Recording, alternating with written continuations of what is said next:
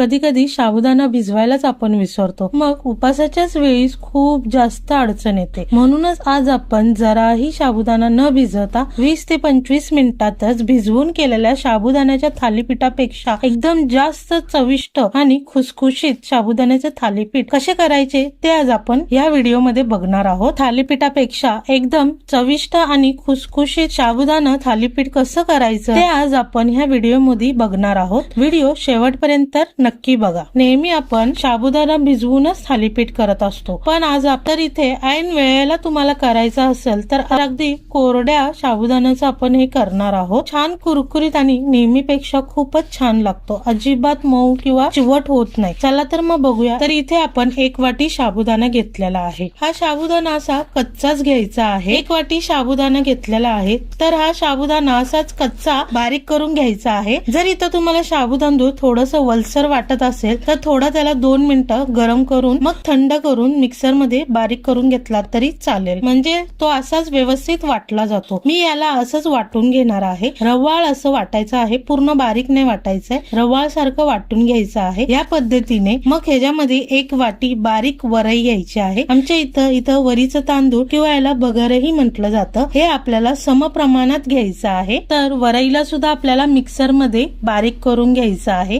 तर आता आपलं वरई आणि साबुदाणा बारीक करून झालेलाच आहे. तर जास्त बारीक नाही, तर आपल्याला फक्त असं रवाळ सारखं वाटून घ्यायचं आहे दोन्ही सुद्धा. अशा प्रकारे हे दोन्ही पण आपल्याला चांगलं बारीकसर वाटून घ्यायचं आहे. तर काय होतं, बऱ्याच जणांना नुसता साबुदाणा खाल्ला की ऍसिडिटीचा त्रास होतो, त्यामुळं तुम्ही थालीपीठामध्ये वरईचं पीठ किंवा असं बारीक करून वरई साबुदाण्यामध्ये वापरलात तरी चालेल. तर आता इथे 1 चम्मच आपल्याला जिरं घ्यायचं आहे आणि 4 ते 5 हिरव्या मिरच्या असं मी दरदर वाटून घेतलेला आहे. हे घालून मग ह्याच्यामध्ये चवीनुसार मीठ घातलेलं आहे. 2 ते 3 चम्मच जाड वाटलेला शेंगदाण्याचा कूट घेतलेला आहे. 2 बटाट्याचा किस घालायचा आहे. बटाट्याची सालं काढून त्याला मी किसून घेतलेला आहे आणि 2 ते 3 पाण्याने स्वच्छ धुवून घ्यायचं आहे. मग त्यामध्ये थोडीशी कोथिंबीर घालायची आहे. कोथिंबीर ऑप्शनल आहे. तुमच्या इथे उपासाला कोथिंबीर नाही चालत असेल तर नाही घातलात तरी चालेल. आता हे साहित्य आपल्याला न पाणी टाकता पहिलं मिक्स करून घ्यायचं आहे. सुरुवातीला बटाट्याच्या ओलसर मध्येच हे आपल्याला एकजीव करून घ्यायचं आहे. सगळं साहित्य मस्त एकजीव झालेलं आहे. आता ह्याच्यामध्ये थोडं थोडं पाणी घालून सरसरीत असं पीठ भिजवून घ्यायचं आहे. हे बघा, अशा प्रकारे असं थोडस सरसरीतच पीठ भिजवायचं आहे. आता आपण ह्याच्यामध्ये सगळं पदार्थ कच्चेच वापरलेले आहेत. तसं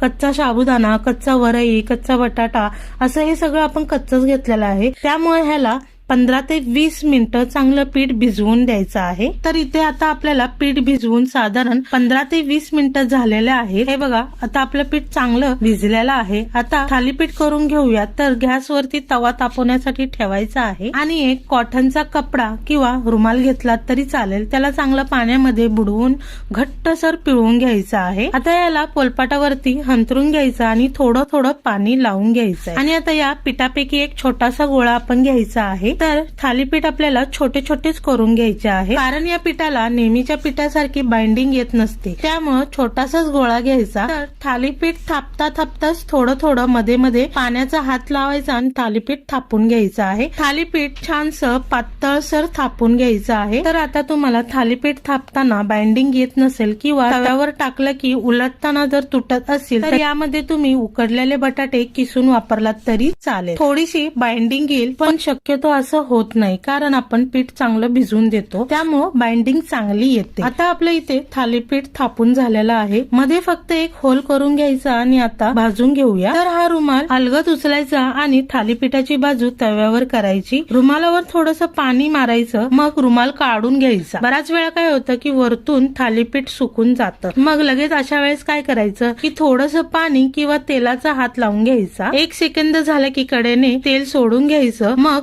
साईडच्या कडा सोडून घ्यायच्या. मग थालीपीठ उलटून घ्यायचं आणि साधारण दोन्ही बाजूनी खरपूस असं मस्तपैकी भाजून घ्यायचं. मस्त सुगंध येत आहे. दाण्याचा कूट, हिरवी मिरची, जिरं वापरलेलं आहे. तर थालीपीठ भाजताना गॅस नेहमीच मंद ठेवायचा. तर मस्त छानपैकी थालीपीठ आपलं दोन्ही बाजूनी खरपूस शेकून झालेलं आहे. 2 मिनिट अगोदर मोठा गॅस करायचा, मग थालीपीठ काढून घ्यायचं. आता उरलेले थालीपीठ असेच करून घ्यायचे आहे. तर तयार आहे आपल्या इथं 2 ते 3 जणांना आरामात पुरतील होतील अशी अचूक प्रमाणामध्ये मध्य आकाराचे थालीपीठ. व्हिडिओ आवडला असेल तर लाईक आणि शेअर करायला विसरू नका. चॅनलवर जर नवीन असाल तर सबस्क्राईब केल्याशिवाय जाऊ नका. चला तर मग पुन्हा भेटूया अशा छान छान आणि मस्त मस्त रेसिपी सोबत प्रज्ञाज मेजवानी चॅनल मध्ये.